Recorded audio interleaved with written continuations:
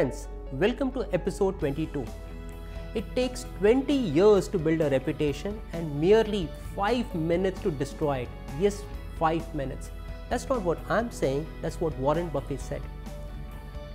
Because intuitively he knew two things. First, an internet age, bad news travel faster than good news. And number two, there is a direct correlation between reputation of a company and its market cap, which essentially means higher the reputation, higher is the market cap, and vice versa.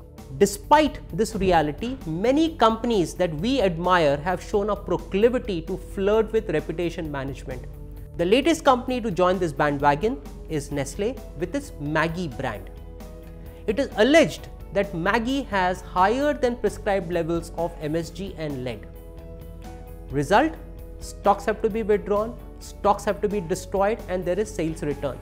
And it is directly impacting the bottom line. For the first time in 3 decades, Nestle has recorded a loss and its market cap has shown a downward trend. Reputation management issue is not merely restricted to Nestle.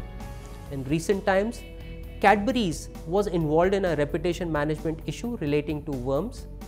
Pepsi-Cola and Coca-Cola were involved in reputation management issue related to pesticide, and General Motors with its ignition issues. If reputation management issues are so rampant, then what should you do? For you to understand what you should do, you should understand the essence of reputation management. There are two components to reputation management. Component 1, competency issue. Component 2, integrity issue. Let's take the first issue, competency issue. Any company while taking a decision can make a mistake. But if that mistake is made unknowingly, then the company, after realizing it, can transparently come and apologize and say that the mistake was made unintentionally, and the company is likely to be forgiven. Let's move to integrity issue. There are several occasions where a company knowingly makes a mistake, and when it is caught, then the company cannot apologize and get away with it. It has to be fined, and in worst case, some of its employees who took that decision are likely to end up in jail. Therefore, what are most companies' responses when they get involved in a reputation management issue? Two. First is denial, and second, if denial doesn't help, then companies resort to apologizing, hoping that they would get away. But invariably, if the reputation management issue concerns integrity component, then apology does not suffice. So what should you do? Exactly what Jet Airways did when it was embroiled in a reputation management issue. A section of its stakeholders decided to go on strike, which inconvenienced its guests. When the strike was withdrawn, a Jet spokesperson apologized to the guests and offered air tickets at steep discount.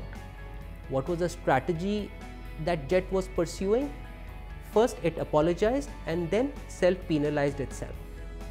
And more importantly, what was the tone and demeanor of the Jet spokesperson? He was dressed very soberly, his tone was apologetic, and his sentences were embedded with words like, "We apologize, we regret." And that is exactly what you should do when your company or your brand faces a reputation management issue. Next comes the question, what should you not do? You should never try and piggyback on the misfortune of another brand. Let's go back to Maggi. If your business was also an instant noodle, then for God's sake, do not come out with a communication program gloating over the fact that your brand does not contain higher level of MSG nor lead. Because customers being customers are likely to associate your brand also as containing higher level of MSG and or lead.